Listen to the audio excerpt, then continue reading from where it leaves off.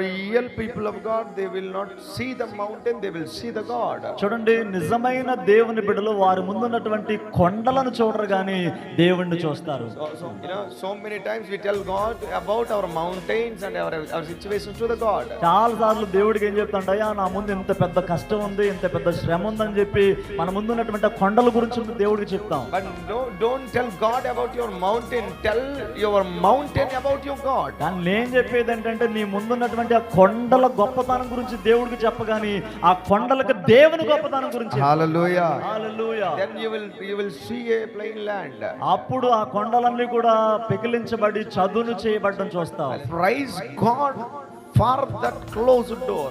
మొట్టమొదటిగా ముయ్యబడిన ద్వారము దగ్గర మనము చేయవలసింది ఏంటంటే దేవుణ్ణి స్తుతించాలి. Apostles are not mad people. చూడండి, అపోస్తలులు పిచ్చోళ్ళేం కాదండి.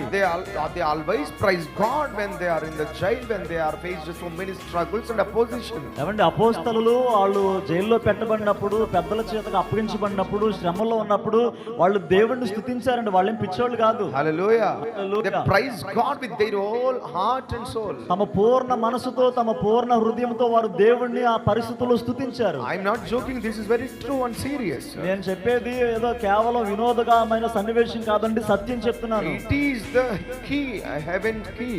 అది పరలోకానికి ఒక తాళపు చెవి వంటిది. Hallelujah. Hallelujah. They praise God and they receive the victory. వాళ్ళు దేవుణ్ణి అలా స్తుతించినప్పుడు దేవుని దగ్గర నుంచి జయాన్ని పొందుకున్నారు. Paulus and Silas, they praise God in the jail and they saw good salvation there. చూడండి, పౌలు శీల చెరసాలలో ఉన్నప్పుడు వారు దేవుణ్ణి స్తుతించారు. అక్కడ గొప్ప రక్షణ వారు చూశారు. Hallelujah. Hallelujah. So praise God for every moment in your life. మీ జీవితాల్లో జరిగే ప్రతి పరిస్థితిని బట్టి దేవుణ్ణి స్తుతించడం నేర్చుకోండి.